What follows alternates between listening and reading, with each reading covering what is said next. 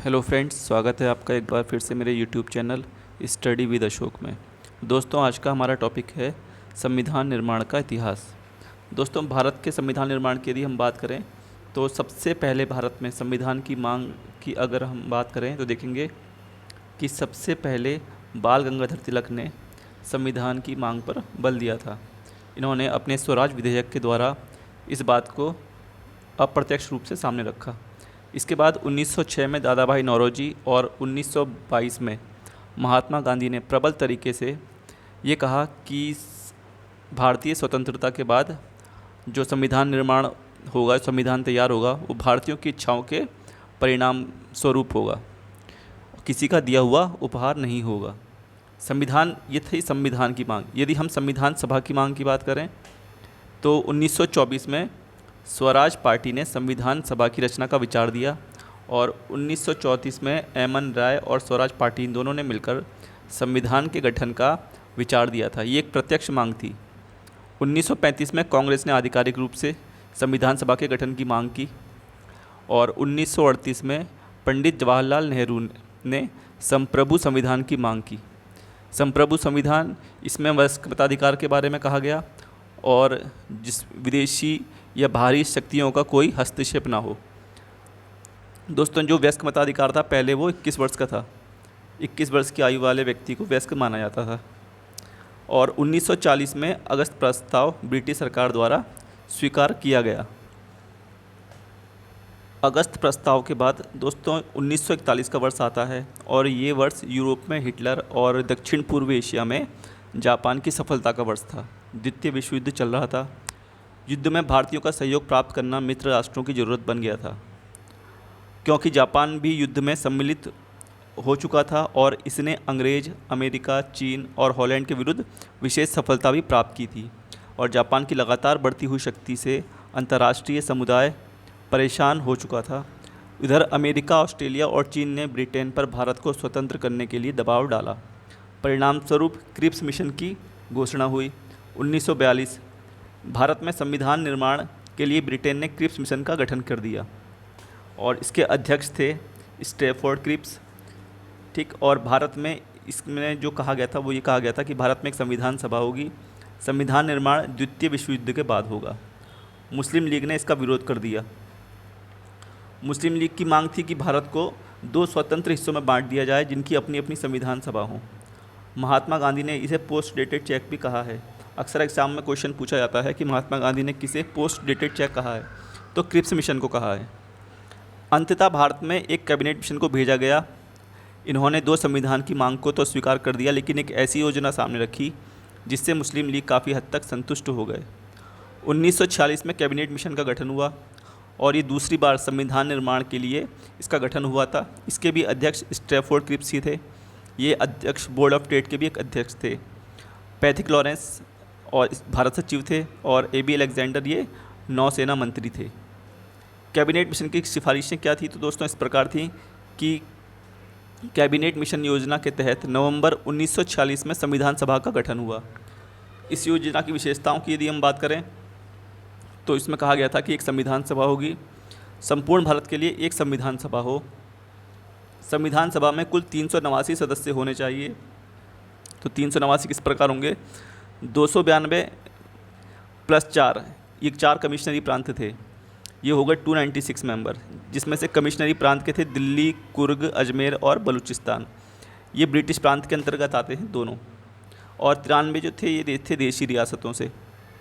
इसके अंतर्गत ही 11 प्रांतों से आते थे। ठीक है, और हर प्रांत और देशी रियासतों में उनकी जनसंख्या के अनुपात में सीटें आवंटित की जानी थी। 10 लाख जनसंख्या पर एक प्रतिनिधि को भेजा गया, यानी कि ये रेशो था 1:10 का। और ब्रिटिश प्रांत में आवंटित सीटों का निर्धारण 3 समुदायों से किया गया, सामान्य, मुस्लिम और सिख। जो बौद्ध या जैन या दलित थे वो सब सामान्य के अंतर्गत आते। देशी रियासतों के प्रतिनिधि का चयन रियासतों के प्रमुख द्वारा किया गया। निर्वाचन अप्रत्यक्ष एकल संक्रमणीय मत के माध्यम से किया गया था। वयस्क मताधिकार 21 वर्ष था, जिसका पालन नहीं हुआ। मुस्लिम लीग ने इसका विरोध किया क्योंकि मुस्लिम लीग के अनुसार उस समय उनकी जनसंख्या कम थी और इससे उनकी संख्या और कम हो जाती। जुलाई 1946 में ब्रिटिश भारत में आवंटित 296 सीटों में चुनाव हुए, जिसमें से 208 सीटें कांग्रेस ने जीती, 73 मुस्लिम लीग ने, 8 निर्दलीय थे और 7 अन्य दलों से संबंधित थे। देशी रियासतों ने इनमें भाग नहीं लिया, ठीक है, तो ये सीटें क्या रह गई, खाली रह गई थी। इन्होंने अपने आप को संविधान सभा से अलग रखा। 16 अगस्त 1940 को डायरेक्ट एक्शन डे मनाया गया, जिससे बंगाल, बिहार और यूपी में दंगे भी हुए।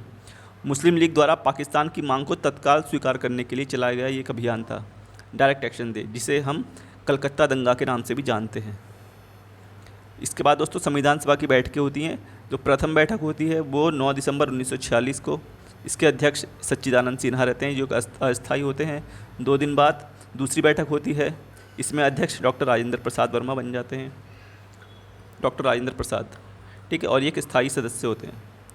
13 दिसंबर 1946 को अगली बैठक होती है और इसमें उद्देश्य का प्रस्ताव पंडित जवाहरलाल नेहरू द्वारा पेश किया जाता है, जिसको 22 जनवरी 1947 को स्वीकार कर लिया जाता है। दोस्तों प्रस्तावना को पूरे संविधान को लागू करने के बाद लागू किया गया था। मुस्लिम लीग ने संविधान सभा की बैठकों का बहिष्कार किया और अलग पाकिस्तान की मांग पर बल दिया। संविधान सभा के 2 उपाध्यक्ष थे, एक एच.सी. मुखर्जी और दूसरे वी.टी. कृष्णामाचारी। संविधान सभा की कुल बैठकें दोस्तों, अगर कुल की बात करें, एग्ज़ाम में यदि क्वेश्चन पूछा जाता है तो, और ऑप्शन में अगर 12 है तो 12 सही होगा, अगर 12 नहीं है तो 11 बैठकें हुई थी कुल। जो अंतिम बैठक हुई थी 24 जनवरी 1950, इसको भी गिना जाता है, तब ये हो जाती हैं 12। इसको बनने में 2 वर्ष 11 महीने 18 दिन का समय लगा और कुल 114 दिन बहस हुई। संविधान सभा का जो प्रतीक चिन्ह था वो हाथी था। संविधान सभा में महिलाओं की संख्या 15 थी और इसमें एकमात्र मुस्लिम जो महिला थी उसका नाम था बेगम एजाज रसूल। संविधान के निर्माण के समय बेनेगल नरसिंह राव, BN राव, ये एक संवैधानिक सलाहकार थे।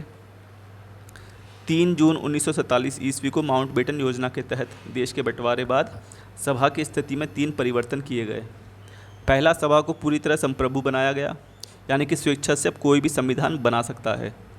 दूसरा, संविधान सभा एक विधायिका भी बन गई थी, यानी कि संविधान सभा को 2 कार्य करने थे, एक संविधान बनाना और दूसरा कानून बनाना।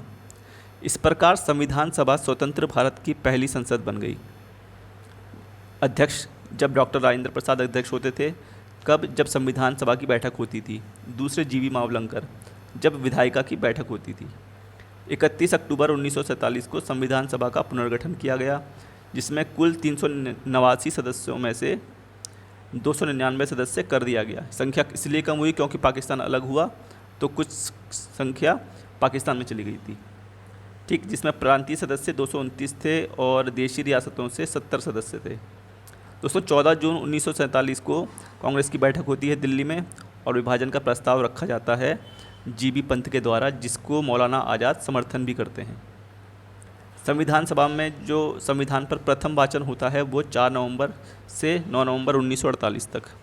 दूसरा वाचन 15 नवंबर 1948 से 17 अक्टूबर 1949 तक।